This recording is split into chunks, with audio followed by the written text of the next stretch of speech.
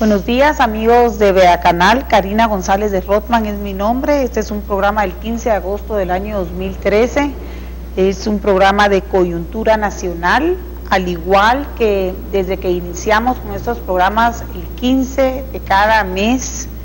Lo iniciamos con el diputado Roberto Alejos, precandidato presidencial por el partido Todos. Luego siguió la licenciada Sandra Torres, precandidata por el partido de la UNE. Luego siguió Manuel Valdizón, el doctor Manuel Valdizón, precandidato por el partido Líder. Mario Estrada también ya estuvo aquí con nosotros por el partido de la UCN.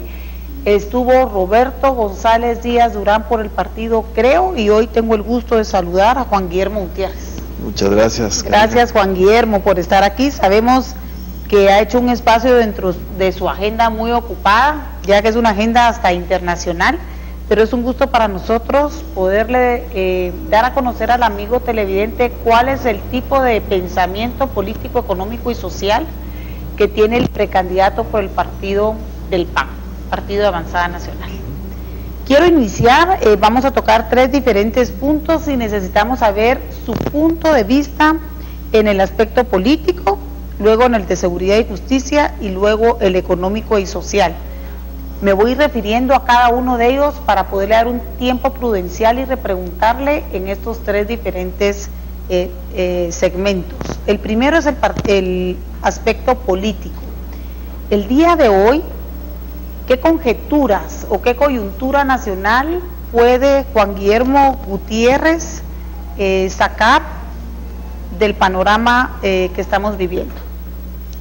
Primero que nada, muchas gracias por la oportunidad. Un saludo a todos los televidentes. Qué bueno tener la oportunidad de compartir nuestros pensamientos, porque la parte importante de la política, que es el tema primero, es que haya buena comunicación y que todos tengamos buen entendimiento de cuáles son las opciones y las propuestas y el análisis de la situación. Lamentablemente en Guatemala, en mi opinión, no hemos cambiado en nada. Seguimos en el mismo camino de descenso hacia el desastre que hemos tenido por los últimos 12 años, 18 años, casi la historia de nuestro país, tristemente. Estamos en una situación en la que la población de Guatemala ha llegado a unos niveles de pobreza tales que ya ni la violencia es importante, lo verdaderamente importante es el hambre. Hay que ver, yo he tenido la gran oportunidad de visitar muchísimas aldeas y cantones y regiones de nuestro país, y llora sangre ver la tragedia que hay en Guatemala, esa hambre.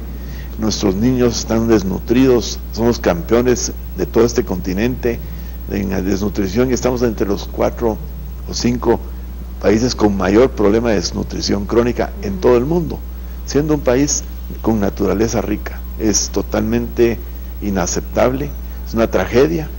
El país, en vez de progresar, va para abajo, y cuando vemos nuestra posición a nivel centroamericano, ya estamos a la cola, cuando somos la economía más grande, somos el país con mayor población, el país que debería estar al frente y liderar nuestra región. Nos estamos quedando rápidamente atrás de nuestros vecinos, y pareciera como que los guatemaltecos estamos casi complacidos con ello, porque seguimos siguiendo y apoyando a las mismas personas, las mismas propuestas, las mismas sugerencias, las mismas políticas.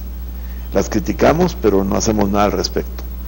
Y creo que ahora, dentro de 1 año y medio, 2 años, se iniciarán las campañas políticas, y yo quiero pedirle a todos los guatemaltecos que ahora sí pongamos atención a las propuestas, no solo a las promesas.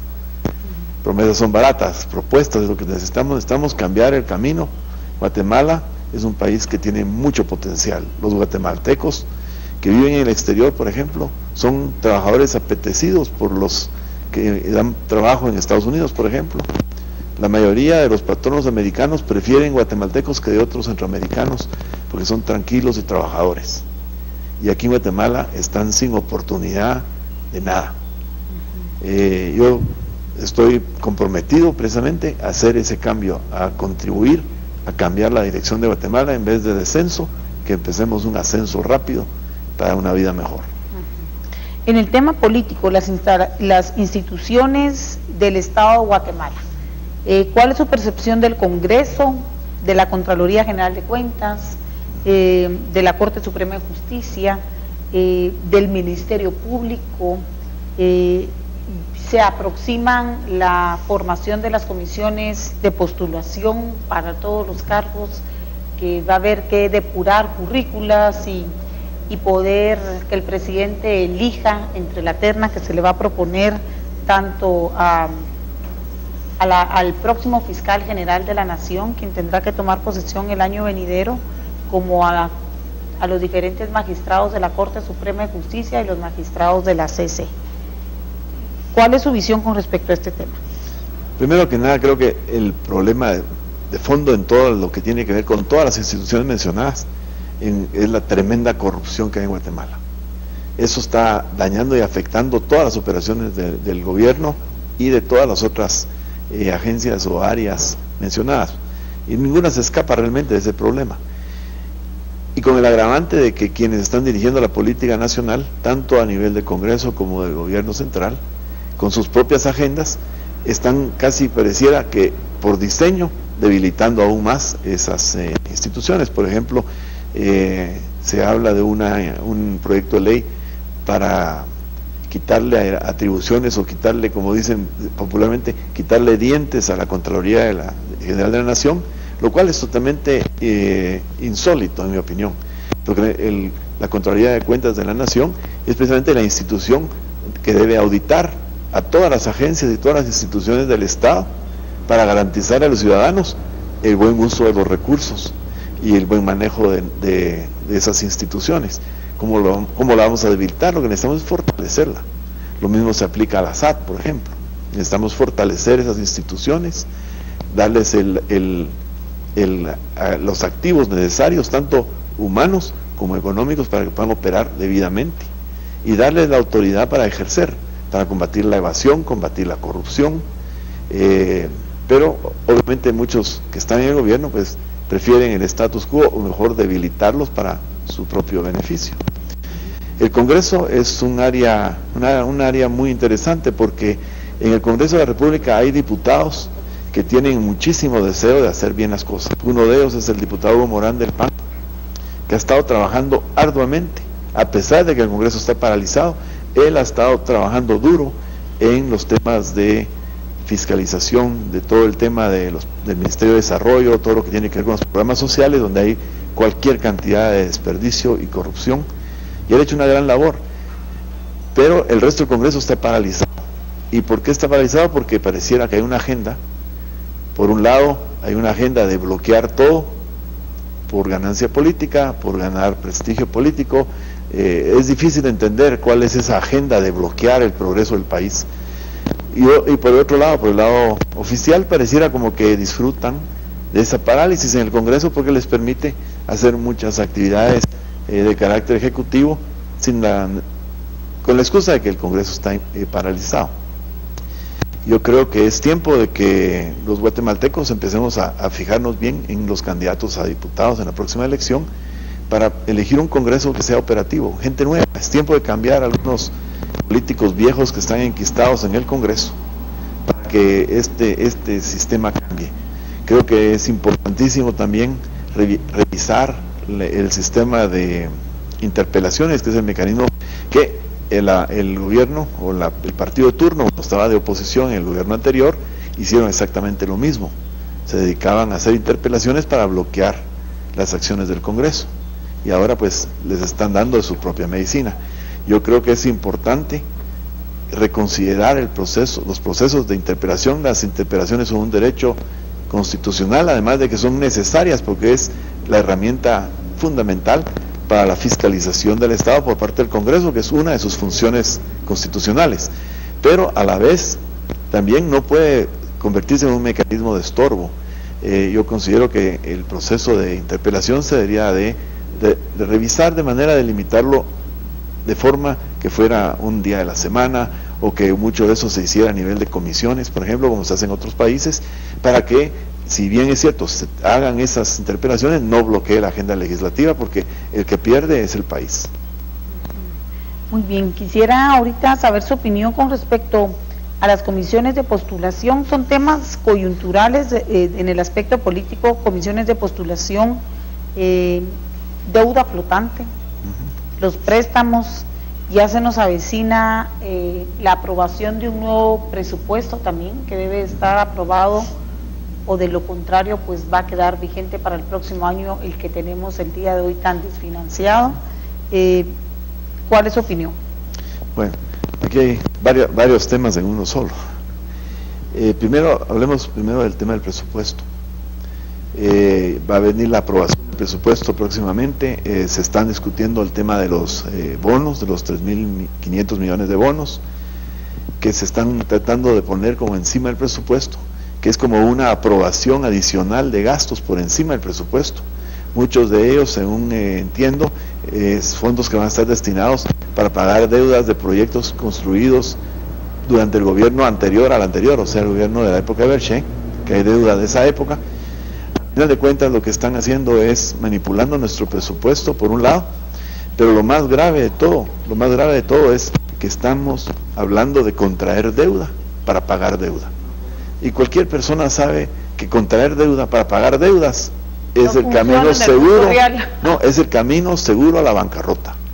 Y si no, veamos países desarrollados como España o Grecia, están en la bancarrota hoy en día. Otros países europeos como Alemania los están rescatando. El problema es el endeudamiento excesivo.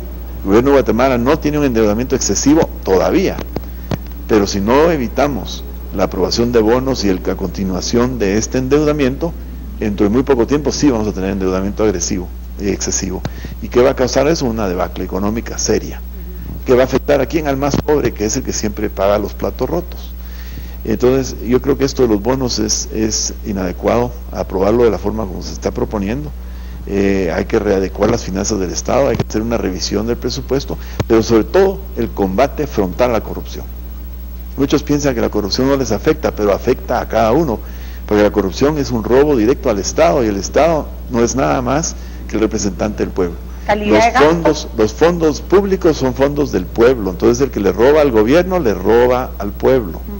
Así es sencillo.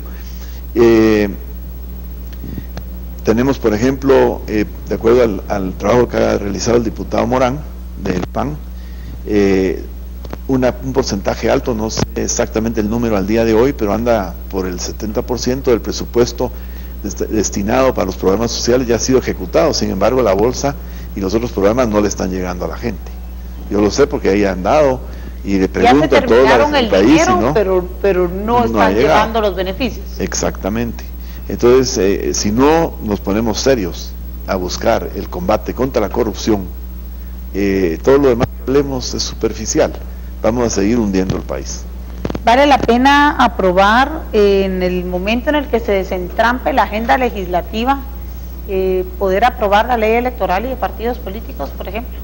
Reforma a la ley electoral. Yo creo que la reforma a la ley electoral de partidos políticos es necesaria. Hay varias propuestas de proyectos, hay muchas discusiones que se han hecho en el Congreso. Como el Congreso está paralizado, pues no ha pasado a más. Pero yo sí creo que es absolutamente necesario. Es importantísimo transparentar todo el tema de financiamiento de campañas, por ejemplo, donde sabemos que la mayoría de los partidos financian a veces hasta el 40% y más, inclusive a veces con fuentes oscuras que no se sabe de dónde vienen. Eso pues no puede continuar. Debemos tener transparencia, no solo hablar transparencia, sino ser transparentes. Cuando los candidatos, por ejemplo, van a participar, deben de explicar no solo por qué quieren ser candidatos, sino también decir, bueno, qué es lo que yo tengo, qué es lo que yo hago, tengo alguna interferencia con el Estado, en mis asuntos personales, ese tipo de cosas. Por ejemplo, yo en lo personal nunca, jamás, ni le he vendido, ni le he comprado, ni he hecho ningún negocio con el Estado, ¿verdad? Pero hay otros candidatos que a eso se dedican. Entonces eso hay que considerarlo, y todo eso debe hacerse transparentemente público para que los electores sepan a quién están eligiendo.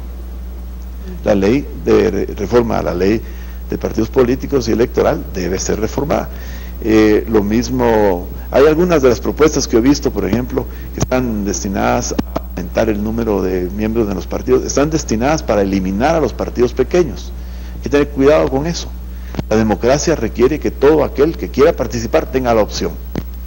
Obviamente es mejor tener 3 partidos que 20, porque se divide más fácil la cosa, pero eso no es democracia.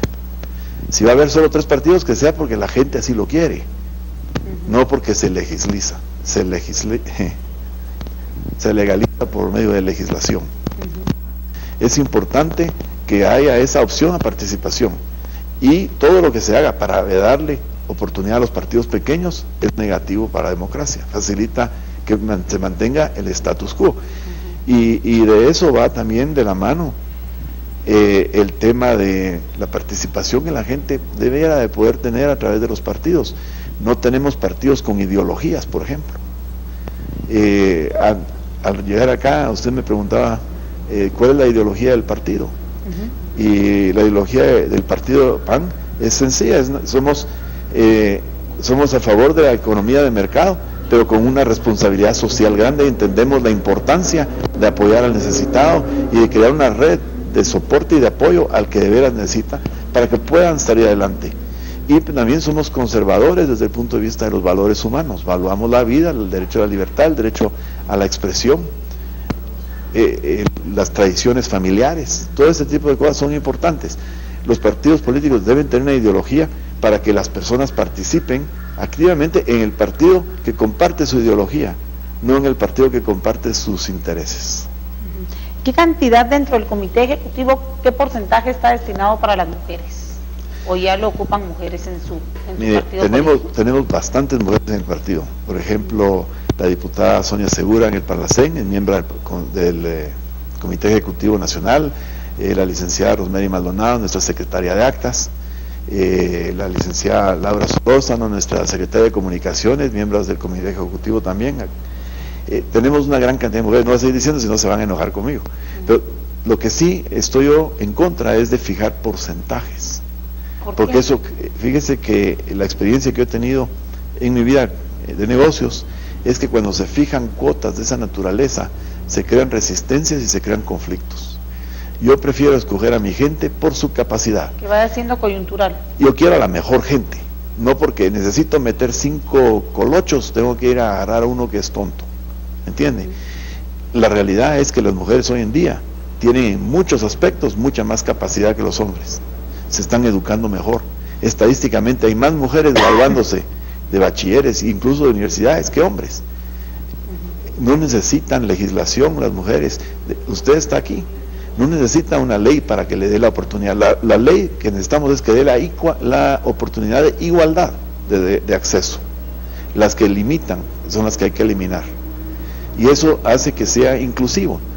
Y la verdad yo lo veo por todos lados, en los negocios mismos.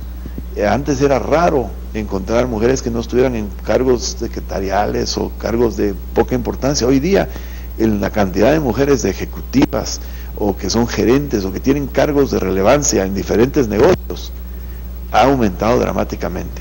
Entonces yo creo que debemos de dejar de enfocarnos tanto en el tema de cuotas y leyes y enfocarnos en este caso más en convencer a todo el mundo la importancia de ser capaz. Y hermanos indígenas, chincas y garífonas, ¿cuentan con alguno de ellos dentro del comité ejecutivo? Tenemos en el comité ejecutivo, no estoy seguro porque yo no me fijo mucho de dónde son cada uno, pero sí tenemos personas de las diferentes etnias, pero más están presentes en sus departamentos porque es donde ellos están trabajando. Nosotros tenemos mucha gente de diferentes partidos, de diferentes etnias en nuestro partido en diferentes niveles, porque yo soy de la opinión de la integración. Pero como le digo, lo mismo el tema de las cuotas, y me recuerdo en las elecciones pasadas tuvimos la oportunidad de tener un debate organizado por los pueblos indígenas de Guatemala. Y en esa ocasión, ante la pregunta de la discriminación, yo dije, es tiempo de que todos nos empecemos a ver como guatemaltecos, porque esa es la única manera en la que no nos vamos a discriminar. Cuando nosotros dejemos de identificarnos de dónde somos guatemaltecos. En ese momento se empiezan a acabar las discriminaciones y los conflictos. Hay más indígenas en Guatemala, o más descendientes mayas en Guatemala, que de ningún otro origen en este país. Ellos son la mayoría. Obviamente no se puede hacer negocios, ni se puede hacer política sin darles su lugar, sin respetarlos y sin incluirlos. Son más que los demás. Pero yo, la verdad, le digo, yo veo a todos como personas. Ni hombres, ni mujeres, ni indígenas, o ladinos, o inclinación sexual. Para mí, todos somos humanos. Y cada uno tiene sus propias formas de pensar y de ver las cosas, y hay que respetarlos. Yo lo que miro en las personas que van a trabajar conmigo es la capacidad que tienen de trabajo, el compromiso que tienen con lo que van a hacer, y sobre todo la honestidad y la honradez que deben tener. Muy bien. El segundo aspecto que deseo tratar con ustedes es seguridad y justicia. Coyunturalmente, al día de hoy, en el aspecto de seguridad y justicia, hemos estado viendo que seguridad es lo que clama la población, que en encuestas recientes publicadas en diferentes medios de comunicación, pues aparentemente este gobierno perdió el examen, ¿verdad? O lo lleva perdido a 1 año, 6 meses, a 18 meses de estar en el poder administrando todas las diferentes instituciones del Estado, y su gran eslogan de campaña, por si tenemos algo a la mano y lo podemos recordar al amigo televidente, pues todo era mano dura, todo era enfocado a la seguridad y la justicia. Hubo jingles muy bonitos, muy contagiosos y pegajosos, pero lamentablemente, aparentemente quedó en publicidad política, ¿verdad? Y un poquito de marketing político. En el tema de seguridad y justicia, ¿qué le preocupa y cómo lo ve el día de hoy? Primero, todos los guatemaltecos sabemos que la violencia y la inseguridad por lo menos no ha mejorado, sino está peor. En algunas partes del país está peor. ¿Por qué podrá estar peor, Juan Guillermo? Porque nadie está atendiendo o combatiendo el problema desde sus raíces.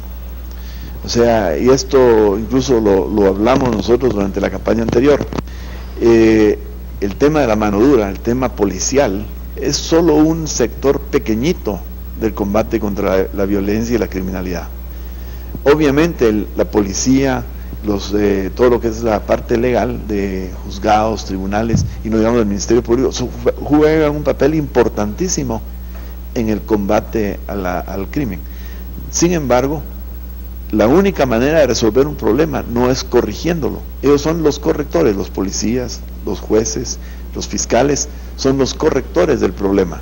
Son los que van a accionar después de que el crimen ya se cometió. La única manera de reducir la criminalidad y la violencia en cualquier parte del mundo es reduciendo las causas. O sea, la prevención. La mejor forma de combatir cualquier problema es la prevención. El tema de mano dura es como ponerle una curita a una cortada que ya está infectada. Si se corta a uno en la mano con el machete al estar cortando caña, por ejemplo, y se infecta, se pone un vendaje en la mano y ya deja de sangrar y se ve mejor. Pero la infección sigue comiéndolo hasta que se gangrena y pierde el vaso, sino la vida. Ese es el problema de la seguridad en Guatemala. La causa del problema de la seguridad en Guatemala es la falta absoluta de oportunidad. O sea, la juventud de Guatemala cada vez es un país joven. En Guatemala 2/3 partes de la población tiene menos de 25 años. La mayoría son jóvenes y llegan a la edad de 15 años, 14 años y miran a su futuro. ¿Y qué miran? ¿Qué es lo que mira un joven en Alta Verapaz, Baja Verapaz, en Quiché, San Marcos? Frustración. Mira que va a ser más pobre que su padre, que ya es más pobre que su abuelo. No puede ser. No es que la pobreza lo haga a él delinquir, es la falta de oportunidad, es la desesperación, la falta de pertenecer a algo, es la falta, la pérdida de valores. Cuando la mamá tiene que dejar a los niños para ir a ver qué consigue para darles de comer, cuando esos niños se duermen con hambre porque no cenaron y en la mañana la mamá no tiene nada que darles desayuno. Esas angustias son las que hacen a la gente a veces hacer cosas que jamás harían de otras. Tienen que defender la vida de sus hijos. Esa es el fondo. Instinto de sobrevivencia. Ni siquiera es instinto, es absoluta necesidad de sobrevivencia. Y entonces los mejores que tienen el valor de aventurarse agarran y se van para otros países en busca de una vida cuando debían de darla aquí. Y entonces agravan el problema de la seguridad. ¿Por qué? Porque rompen las familias. Se van los jóvenes que ya tienen hijos aquí, a veces dejan a las mamás solteras con sus esposas, les dejan solteras con hijos. Cada vez estamos más hundidos. Hogares desintegrados. La única manera de combatir la violencia con efectividad es combatiendo y erradicando la pobreza extrema, dándole a la juventud oportunidad, que tengan algo que perder si hacen el mal. Hoy día hay muchos jóvenes que, sinceramente, trágicamente, creo que hasta están mejor en la cárcel porque ahí por lo menos les dan de comer. Eso no puede seguir, y únicamente se va a resolver el día que agarremos el problema por sus raíces, y es el combate a la pobreza, que haya desarrollo, y no en la capital, en todo el país. Sí, para evitar las macrocefalias, ¿verdad? Correcto. Y luego los problemas grandes sociales. Usted, si fuese electo en las próximas elecciones como presidente de Guatemala, ¿qué lineamientos le daría a su ministro de Gobernación? ¿Hacer una policía más abundante? ¿Comprar más armas? ¿Equiparar a todos los policías con las mismas armas y tener armas de gruesos calibres como los que se usan, por ejemplo, en la Segunda y Tercera Guerra Mundial se usarían, por ejemplo? ¿Invertiría en cárceles más grandes? ¿Invertiría en remozar las cárceles? ¿En qué realmente invertiría para reducir los indicadores de sangre que tenemos el día de hoy? Desde el punto de vista del Ministerio de Gobernación, exclusivamente, que es el que pone el remedio, no el que hace la prevención. Porque la prevención debe venir... Hay un ministerio ahorita que lo dirige Arkel Benítez, que es el de la prevención. Sí, pero la verdadera prevención debe ser manejada a través del gabinete económico, que es el que va a curar las causas que llevan a la violencia. El Ministerio de Gobernación, desde el punto de vista curativo, no preventivo, obviamente la labor policial es fundamental, hay que fortalecer la policía, obviamente deben estar mejor equipadas. Cuando decimos mejor equipadas, obviamente armamento es parte de ello, pero no necesariamente es armamento pesado o de guerra. Hay equipos adecuados, específicos. Para matar búfalos, ¿verdad? Sí, pero no es eso lo que se necesita. Lo que se necesita es el equipamiento necesario, por ejemplo, radios de comunicación, esas tasers, no sé cómo se les llama realmente, pero esas que disparan 2 alambritos y no matan, sino que le paralizan al delincuente. Hay una serie de herramientas que se les puede dar, hay que darles mejor entrenamiento. Hay que empezar por pagarles mejor a los señores policías. La carrera policial necesita de profesionales. En otros países, en países desarrollados, ser policía es un prestigio. En nuestro país no lo es, desafortunadamente. Eso hay que cambiarlo. Todo el entrenamiento, la capacitación de los policías, la educación previa antes de ser policía y la educación en la academia policial. Necesitamos gente mejor preparada, con más inteligencia o más educación. No que los que estén no puedan hacerlo, pero no se les ha dado la herramienta. Esa es la parte policial. Usted ha mencionado también la parte carcelaria. Las cárceles son los centros penitenciarios, pero en el mundo contemporáneo se les llama centros correccionales. En mi opinión hay que hacer una inversión muy grande. Una de las áreas de mayor inversión en la prevención del crimen debe ser en el sistema carcelario, en el sistema correccional. ¿Por qué? Porque primero, las condiciones en las cárceles deben ser humanas, no infrahumanas, como lo es hoy día. Segundo, las cárceles no pueden ser centros de cometer más crímenes.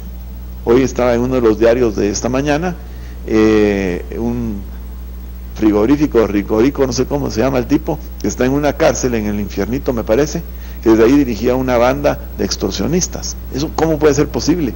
¿Cómo puede un criminal tener un teléfono celular? Me recuerdo que hace algunos años invirtieron en una red para bloquear los celulares en las cárceles. Invierten cada 4 años. Pero ¿cómo es posible que vamos a bloquear los celulares si no tienen por qué tener celulares en el primer lugar? Ahí están de castigo, no están de vacaciones. Entonces hay que reformar todo el sistema carcelario. Pero además de eso, entre los prisioneros hay diferentes categorías. Hay los criminales de veras ya incorregibles, gente que estaba metida en los crímenes más horribles que uno pueda imaginarse. Ese es un tipo de criminal especial que debe ponerse en cárceles especiales, que no contamine a otros que están ahí por su primer delito, tal vez porque robaron un celular o algo relativamente menor. Lo que el sistema como está ahora es, las cárceles se han convertido en la universidad del crimen. entran ahí por una cosa pequeña y ya salen profesionales en cosas más graves. Entonces, eso hay que también separar los diferentes niveles y manejarlo adecuadamente. Y luego, a todos, sobre todo los que son primerizos, digamos, hay que ponerlos en programas correccionales, que es darles la preparación para que el día que terminen su condena puedan tener la oportunidad de regresar a una vida útil, porque cualquiera puede cometer un error, ya pagó su pena, démosle la herramienta para que él también pueda ser un buen ciudadano. Como está el sistema hoy día, simplemente salen directos a delinquir más, y eso no puede seguir así. Luego vienen las otras funciones, los tribunales de justicia están totalmente subfinanciados, o sea, todo el sector justicia no tiene los recursos necesarios, no hay suficientes tribunales, no hay suficientes jueces. Hay que visitar un tribunal de Guatemala para ver cómo manejan sus archivos de una forma arcaica, papeles amarrados con pitas, tienen que llevarlos de un lado para el otro, es absolutamente inverosímil. Y el número de casos que un juez tiene que llevar, lo mismo se aplica al Ministerio Público. Se puede criticar mucho al Ministerio Público y podrán tener muchos defectos, pero hay que reconocerles que también hacen un gran trabajo porque no tienen los recursos necesarios. Los fiscales a veces tienen más casos de los que una persona puede manejar. No, si nosotros no invertimos en esas áreas, nunca vamos a resolver el problema. Okay. Una pregunta más me queda en seguridad y justicia. Las muertes de pilotos y de ayudantes de pilotos y las muertes de, por ejemplo, empresarios del transporte de Azopagua, que se subdivide de la AEAU, pues se han incrementado últimamente. Vilmente, pasado mañana cumple 3 semanas que fue asesinado el vicepresidente de Azopagua, Amílcar Cruz, que era parte de los transportistas de las cooperativas de Florida, aquí en Misco, por la espalda, de una manera muy canalla. Pues a los 3-4 días también matan a un hijo de uno de los fundadores de Azopagua, y aparentemente todo esto tiene un origen, y el origen es el famoso tema del subsidio, que con sus impuestos, los míos, los del amigo televidente y los de todos los guatemaltecos que pagan impuestos, no llega al lugar a donde debiese de llegar. Dicen por ahí algunas investigaciones como de Acción Ciudadana, porque ya platiqué con Manfredo Marroquín aquí, que en el en medio se están quedando el subsidio y se está repartiendo donde no se tiene que repartir. Muy probablemente, inclusive con diputados, funcionarios de primera y segunda categoría dentro de los burócratas guatemaltecos, y mucha gente está salpicada con sangre. ¿Qué hacer con el tema del transporte? Nos está ocasionando muertes, se están matando entre ellos, se están extorsionando entre ellos y están utilizando a los niños de 9, 10, 11, 12, 13, 15 años para que se conviertan en sicarios. ¿Qué hacer? Bueno, es un tema bien complejo. Este es un tema que va más allá de solo el tema de transporte. Es también de vuelta a lo que habíamos estado hablando antes del tema de seguridad y justicia y del tema de la pobreza y la necesidad. El problema que hay con todo esto es lo que podemos llamar el crimen organizado. El crimen organizado es el que hace extorsiones, es el que este tipo de sicariato, este tipo de situaciones alrededor de los choferes de autobús y de los directivos o propietarios, así como también lo que es el narcotráfico y otros temas como los grandes evasores, por ejemplo, gente que se dedica sistemáticamente y en forma organizada a delinquir y a incumplir la ley del país. Y algunos son crímenes de cuello blanco, otros son crímenes de sangre, pero al final de cuentas el crimen organizado está entreconectado. Empiezan con blanco y terminan en rojo, o sea, con sangre.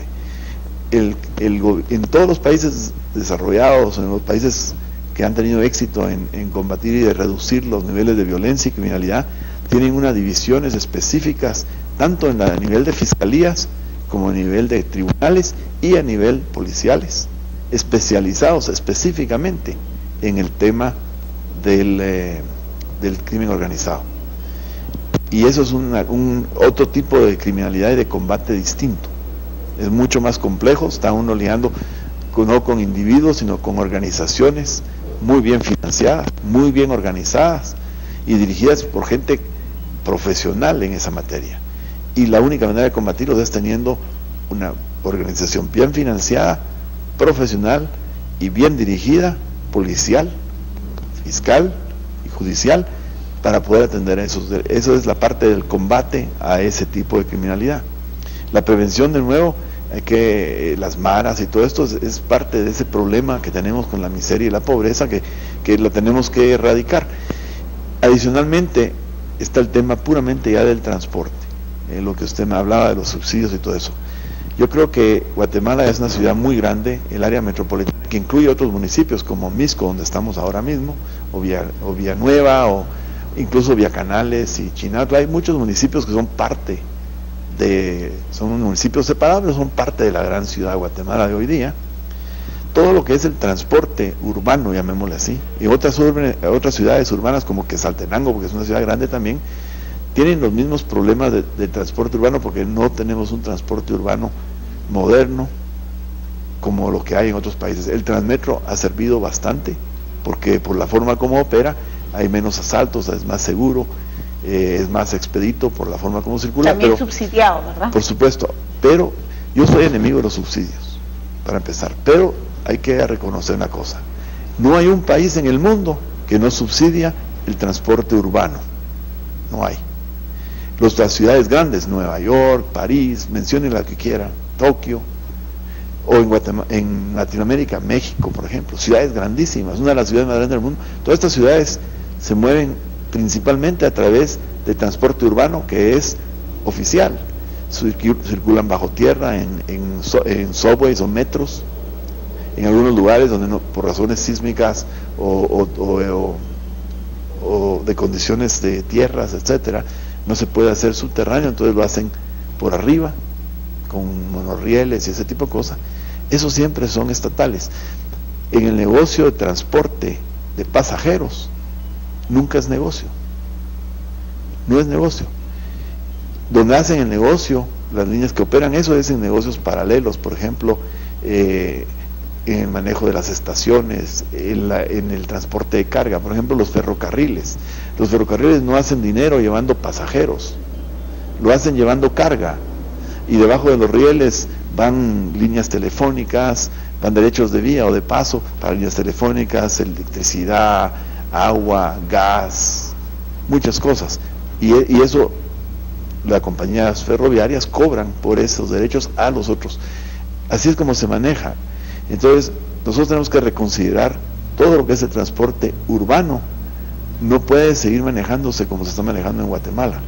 Aquí muchos empresarios del transporte tal vez me van a odiar por decirlo, pero yo creo que es tiempo de que las municipalidades que van alrededor de la municipalidad capitalina se sienten todos los alcaldes y diseñen un buen sistema de tránsito masivo.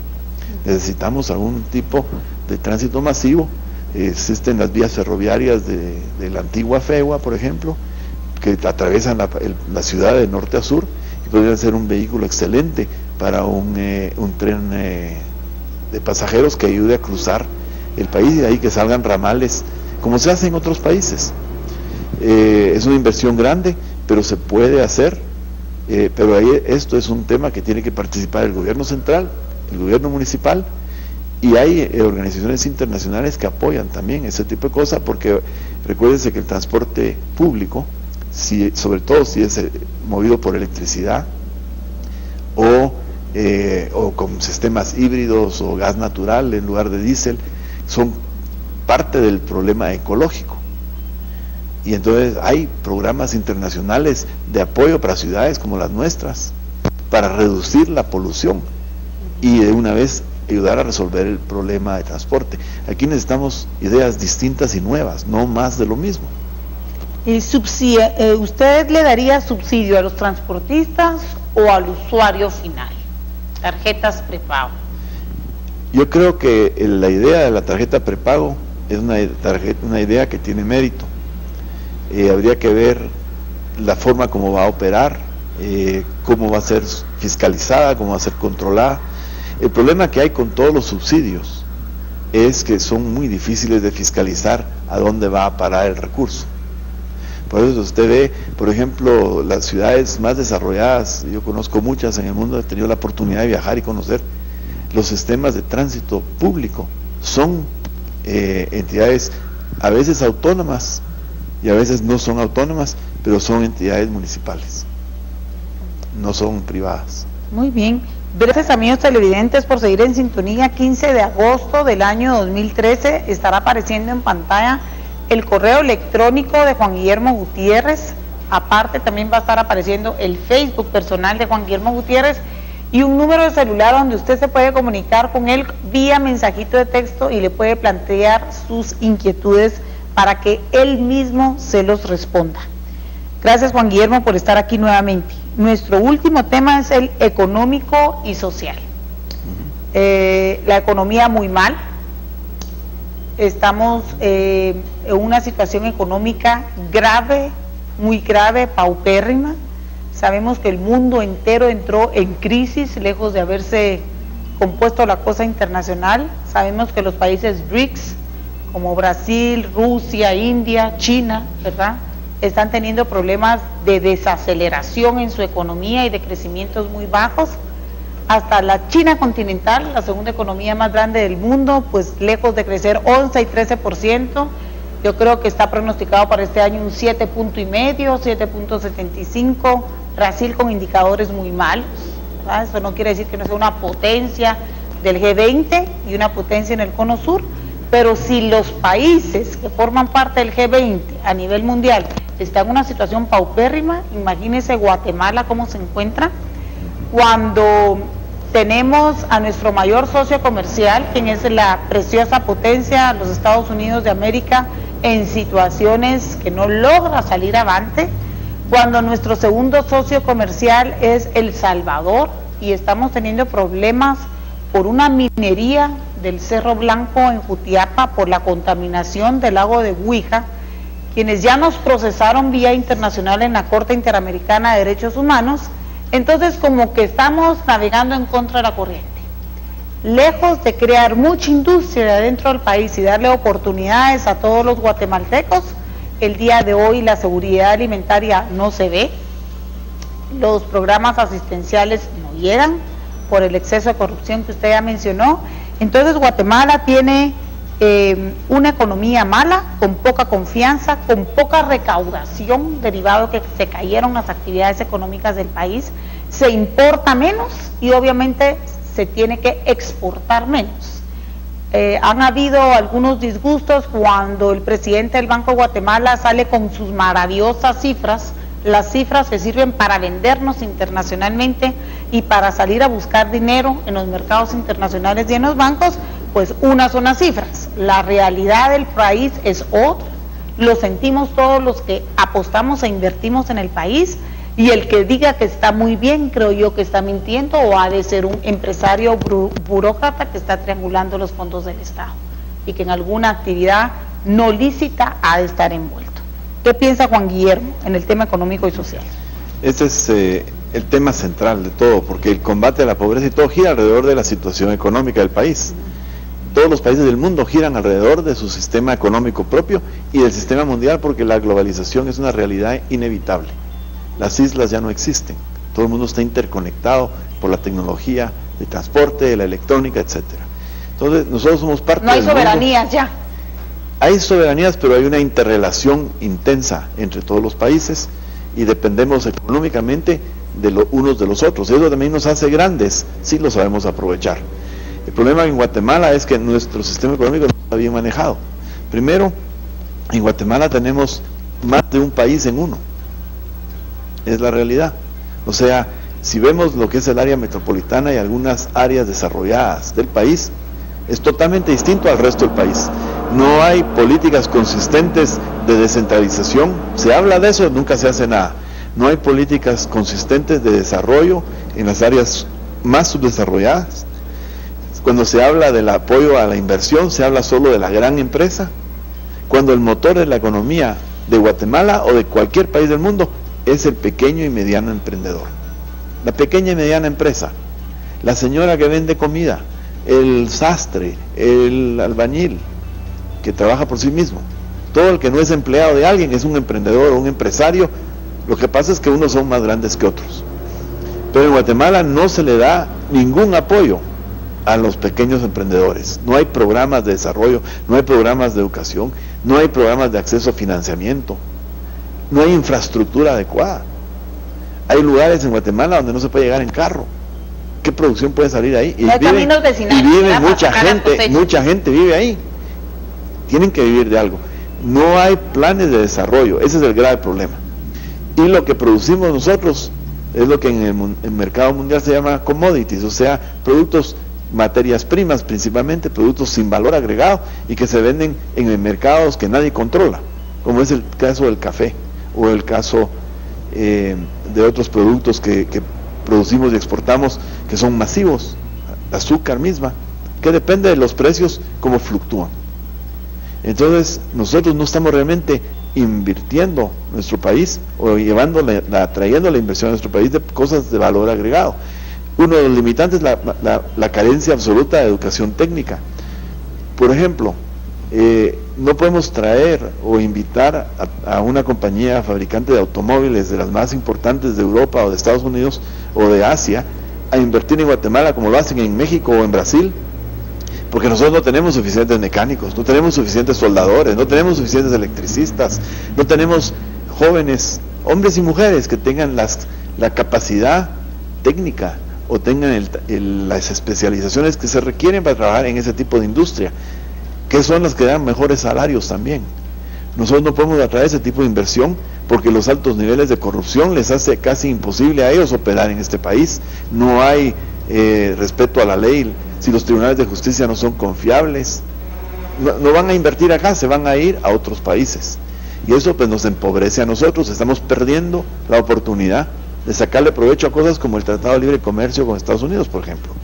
Nosotros podríamos estar exportando cosas que vienen de la China, las podríamos hacer acá. Sin embargo, no hay el talento porque no estamos educando a nuestra gente. El sistema educativo es parte de la economía, tiene que ser modificado.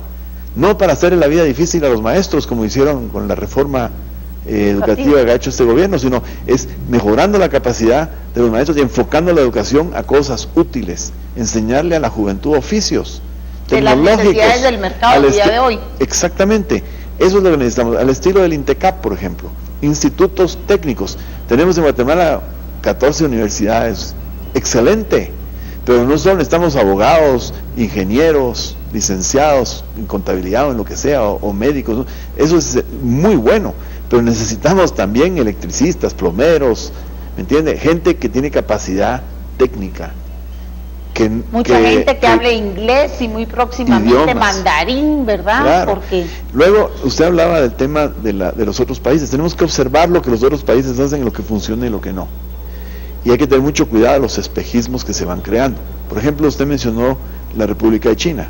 Es un tema sumamente interesante. Es otro país con varios países adentro. Shanghái y otras ciertas ciudades increíblemente desarrolladas, son ya no de primer mundo, sino del mundo anterior al primero. Pero el resto de China está como nosotros. Hay que ver los países que sí se han desarrollado completamente. ¿Qué modelos sí funcionan? ¿Ejemplo? Le voy a decir un modelo que sí funciona, la República Federal Alemana. Alemania es el país que está sosteniendo a toda Europa hoy. Todos sus vecinos han quebrado y ellos están rescatando, mantienen el euro, mantienen a sus países. La famosa señora Merkel, ¿verdad? Es el país, que es un país, pero ¿qué es lo que los distingue a ellos? Es un país altamente educado, altamente tecnificado y que están administrados de una forma donde hay mucha responsabilidad social, pero hay un enfoque al mercado, a la economía de mercado. ¿Creen en las cooperativas? Creen en las cooperativas. Y así podemos ver otros países, pero enfoquémonos en Guatemala, que es lo que nos interesa. Nosotros estamos esperanzándonos en que haya un boom económico en base a los productos tradicionales. Qué bueno que construyan más ingenios de azúcar, por ejemplo, pero esos no van a cambiar el destino de nuestro país. Entonces nos emocionamos con proyectos como el Canal Seco, ¿verdad? Bueno, si el Canal Seco fuera tan increíble proyecto como lo están demostrando, sería interesante que nos lo presentaran públicamente y no solo nos hablen de ello en una forma esotérica. Panamá está invirtiendo miles de millones de dólares en ampliar su canal. Sí, van muy bien. Y ese canal, cuando lo terminen, va a poder permitir ahora el paso de barcos más grandes de los que antes podían pasar, además de mayor volumen de barcos. Lo que va a dejar para que un canal seco en Guatemala pudiera funcionar, estoy hablando puramente en forma lógica, para que ese canal pueda ser realmente el éxito que se dice va a ser, tiene que atender solo los megabarcos, los que no pueden pasar por el nuevo canal de Panamá, porque la idea es llegar a un barco, lo descargan, lo colocan en un ferrocarril o en camiones, lo llevan al Atlántico y lo vuelven a cargar en Puerto Quetzal y en Barrios, por decir algo, lo cargan en el otro puerto y de ahí se va. Descargar un barco toma tiempo y tiene un costo. Transportar tiene tiempo y costo, y volver a recargar, mientras que en ese mismo periodo, en pasar de mismo periodo de tiempo, el barco ya llegó a Panamá, pasó el canal, pagó y se sin fue. descargar a nadie. Las descargas tienen un montón de otros riesgos y problemas, pero además de eso hay otra cosa, los megabarcos. Hay barcos, esos barcos traen a veces 10,000 y más contenedores que vienen de China y van para Europa, por ejemplo. Vamos a descargar un barco de esos. ¿Cuánto tiempo le toma a un puerto descargar un barco de esas magnitudes? Y póngale, por decir algo, hagámoslo que tenga 5,000 contenedores a bordo. Para transportarlo vamos a necesitar 5,000 vagones de ferrocarril. Y cada vagón de ferrocarril va a tener 40 pies del contenedor, más por lo menos otros 5 pies de cada lado para la interconexión. Estamos hablando de 50 pies. Haga usted la matemática, se necesitan trenes de 10 kilómetros de largo. Eso no existe en ningún lado. Es una fantasía en mi opinión, pero se le está dando demasiada importancia. Yo puedo estar equivocado, pero no he visto una explicación públicamente hecha que justifique tremendo proyecto. Como que todos están apostando a quererle hacer la competencia a Panamá, ¿verdad? Exactamente, porque se habla de hacer otro Honduras en quiere Nicaragua. uno, Nicaragua quiere otro. Claro. Si esos proyectos realmente fueran viables, ya se habrían hecho. Sí. ¿Me entiende? Nosotros debemos de enfocarnos en lo que sí es útil. Guatemala sí necesita un sistema ferroviario para mover nuestras mercaderías. Necesitamos mejorar nuestros puertos. No sé hasta dónde sea cierto, pero leí en algunas noticias que se ha hablado de entregarle a una compañía rusa el control de uno de los puertos en el Atlántico. Yo creo que simplemente de mencionar algo así, hay que hacerlo transparente para saber quiénes son. Yo personalmente he hecho negocios. No como lo que nos sucedió con la empresa portuaria Quetzal, que resultó ser que era una empresa de papel de 5,000 quetzales, la TCQ, representantes de las TES, de las contenedores de Barcelona. Y mismos chapines de aquí buscando el dinero de la propia empresa Quetzal que está en el sistema bancario. Sí. O sea, no es así nada más hacer las cosas. Y tiene consecuencias. Todo serio. Lo que se hace tiene consecuencias. Serio, ¿verdad? Debe ser muy serio y muy transparente. Necesitamos hacer las cosas de una forma bien hecha. En Guatemala no tenemos una bolsa de valores, por ejemplo. Ese es un tema que yo toqué bastante durante el proceso electoral, en algunas entrevistas que tuve la oportunidad de hablar sobre el tema de finanzas específicamente. En los países desarrollados, personas profesionales, por ejemplo, el amigo camarógrafo que está acá hoy, es un joven profesional y que gana lo que gana, y con eso, si ya está casado, no lo conozco, pero mantiene sus hijos, mantiene su familia, tal vez está pagando la hipoteca de su casa, tiene una letra de carro y va saliendo adelante. En algún momento tiene sus ahorros. ¿Qué hace con esos ahorros? ¿Cuáles son sus opciones? Los va a depositar en el banco y ganar 2 o 3% de interés cuando la inflación anda a saber a qué número, porque nos dicen que anda por 6 o 7, pero sabemos que no es cierto. Pierde dinero, se ahorra. Entonces no tenemos capacidad de ahorro. En otros países existen los mercados de valores donde ese mismo individuo va con sus ahorros y puede invertirlo en bonos o en acciones de compañías públicas. Cuando digo públicas, no son del Estado, sino que son del público, son de miles de personas que compran las acciones. Eso le permite a los proyectos grandes financiarse, a gente con ideas que no tiene el capital, conseguir el financiamiento para sus proyectos. Eso genera empleo, genera desarrollo, pero a estos jóvenes profesionales les da una oportunidad de mejorar su futuro, de ahorrar para su vejez. ¿Me entiende? Eso no existe en nuestro país.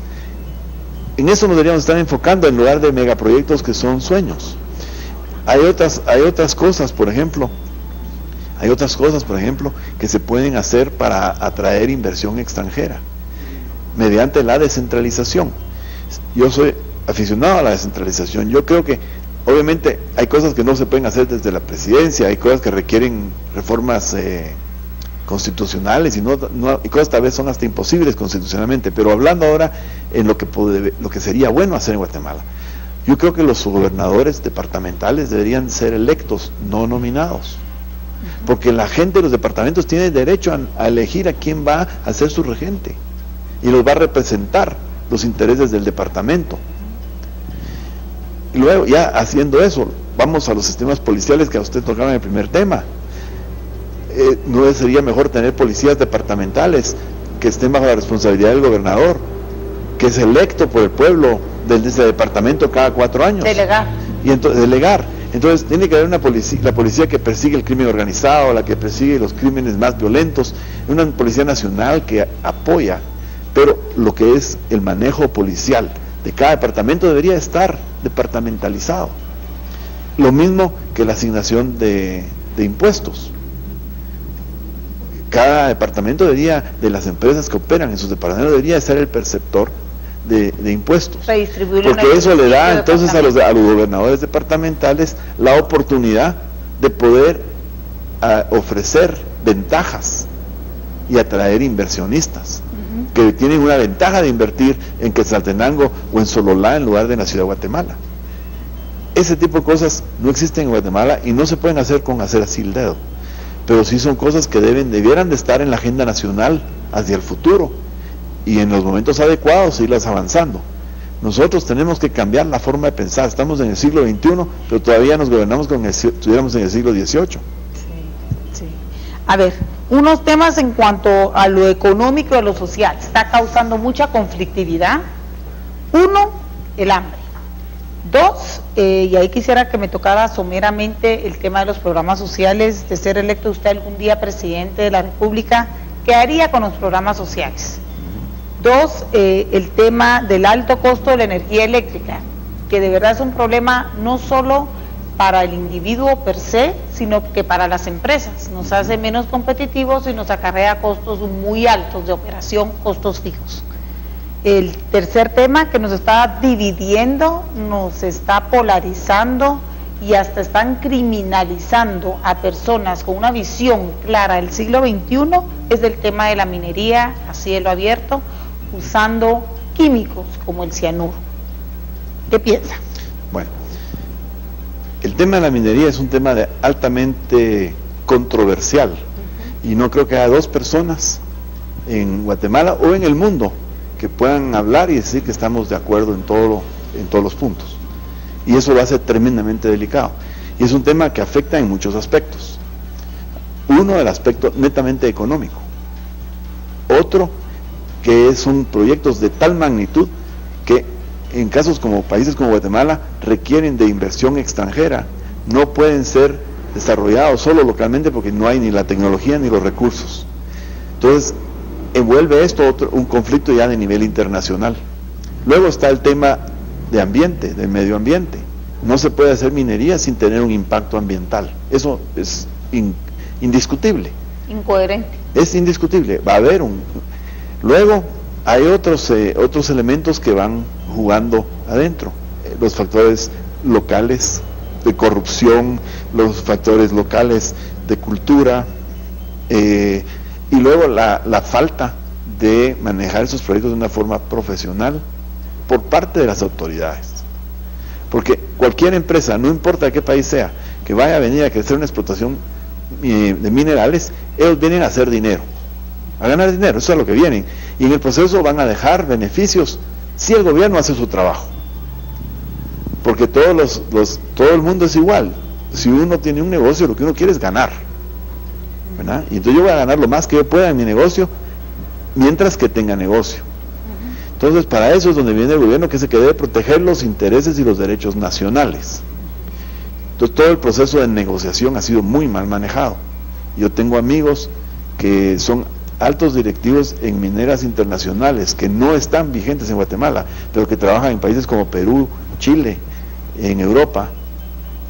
Yo he conversado con ellos sobre los diferentes arreglos. Los arreglos que se ven en Guatemala no son los mismos arreglos que se ven en otros países. Fíjense que la minería lleva desarrollo si se maneja bien. Pero para que sea bien manejada quiere decir que el ambiente tiene que ser protegido por supuesto no se puede proteger perfecta y 100%, pero sí se puede proteger en muchas formas. Uno de los países mineros más poderosos y más importantes en el mundo, productores de minerales más grande del mundo, es Canadá. Y también es uno de los países más ambientalistas y con los menores índices de contaminación de aguas, por ejemplo. O sea, se puede hacer. Ahora, si nosotros no establecemos las reglas claras, ¿por qué van ellos a venir, una compañía que tal vez hace las cosas de una forma, ya va a venir a hacerlo aquí de una forma que le es mucho más costosa? Solo lo va a hacer si nosotros regulamos adecuadamente el proceso. Siempre con racionalidad, tampoco se trata de ser irracional. Otro factor crítico, y esta vez el que más golpea en Guatemala, es que ninguno de los beneficios que salen de esa explotación le quedan a los ciudadanos de esa región. Los beneficios los pocos que quedan en el país van a parar en manos de quién sabe quién. O sea, en cualquier mano, menos donde se debieron de haber exactamente. Quedado. Entonces, para mí, hablar del tema minería en general es muy complicado. Hay que agarrar cada uno de los proyectos independientemente y hay que hacer un análisis cuidadoso del impacto ambiental, impacto económico y del impacto social que tiene cada proyecto específico. Identificar los que ya son existentes, identificar qué es lo que está mal y corregirlo. Y establecer reglas muy claras para cualquier proyecto futuro. Es decir, no completamente, pues suena muy bonito decirlo, pero se está despreciando la riqueza que está abajo, que nuestra gente se está muriendo de hambre, pero que lo exploten, sin que nuestra gente coma, tampoco está bien. Entonces, esto es una cosa que en mi opinión hay que analizar proyecto por proyecto. Y hay que proteger el ambiente, hay que proteger la parte social y los beneficios económicos a la región.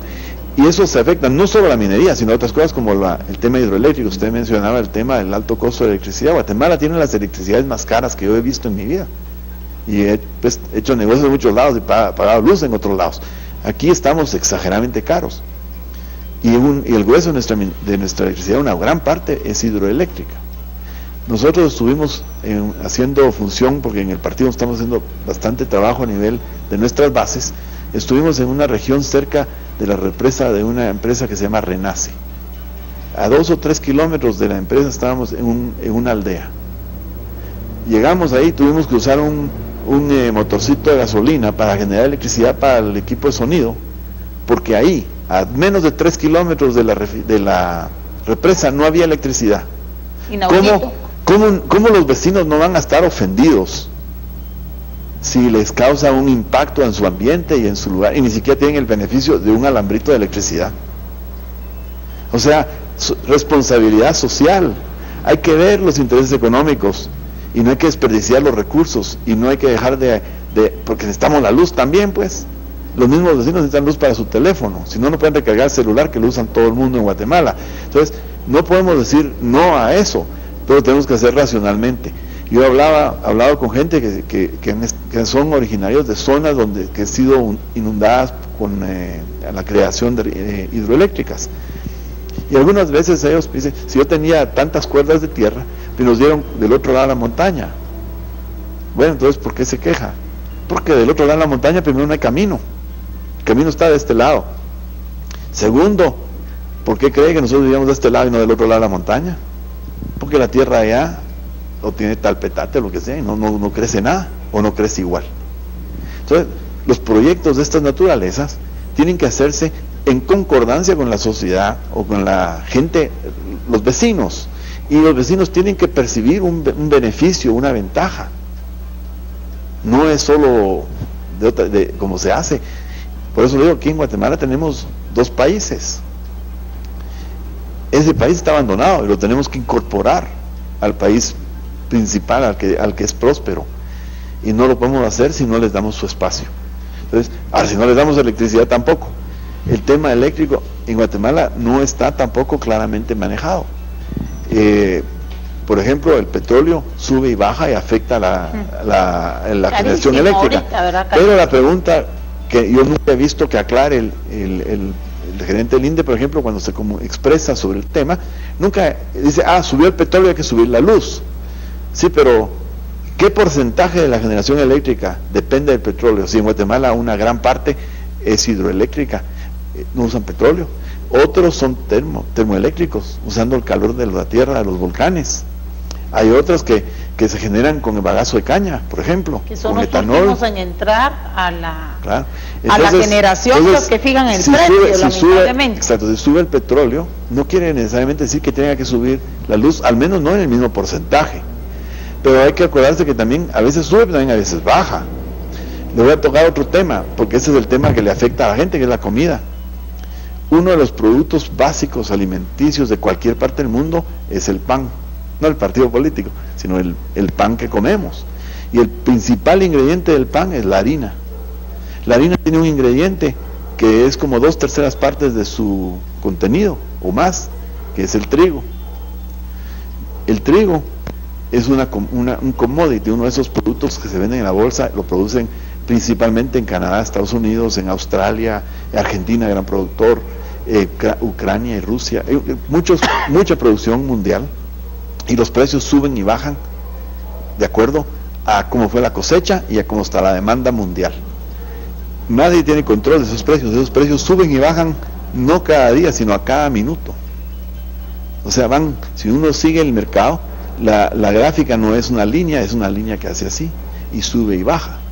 Lo que ha pasado en Guatemala, si ustedes ven, el pan ha subido 2 o 3 veces en los últimos 2 años, porque la excusa es que ha subido el trigo. Y sí es cierto, el trigo ha tenido picos que están arriba de los anteriores, y en ese momento hacen un aumento a la harina. Pero el trigo después vuelve a bajar, porque todo lo que sube baja en este tipo de mercados. Pero el precio de la harina no vuelve a bajar, sino que en el siguiente pico vuelve a subir. Y los márgenes a los productores de harina se les van incrementando dramáticamente.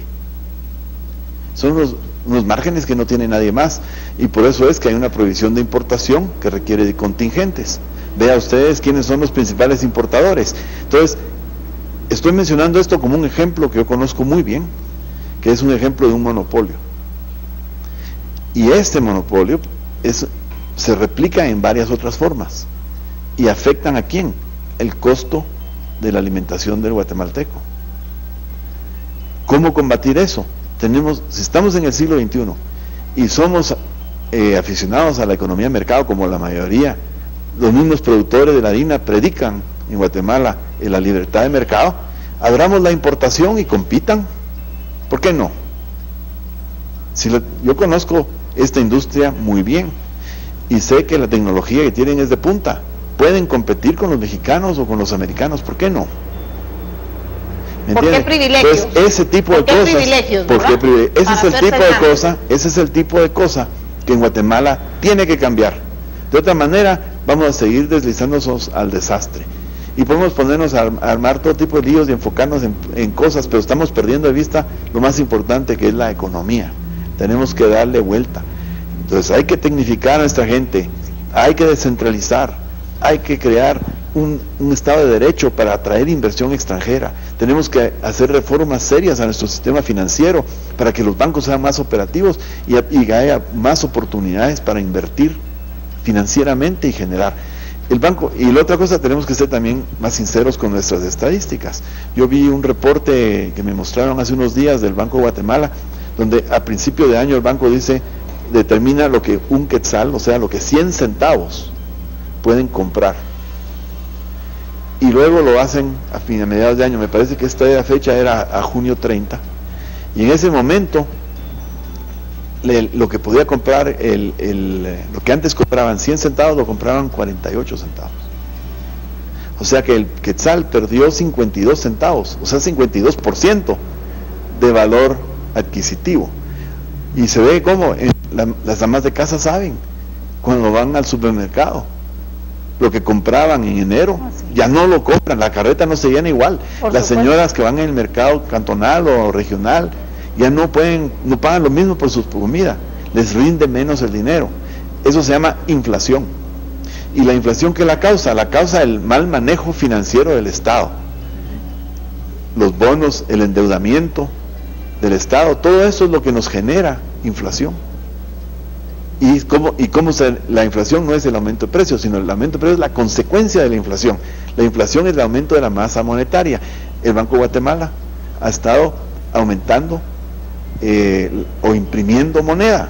Sin respaldo. La Junta Monetaria la tiene que aprobar y se han aprobado grandes cantidades de quetzales en billetes de Hacienda, 200 y no sé qué más. Todo eso...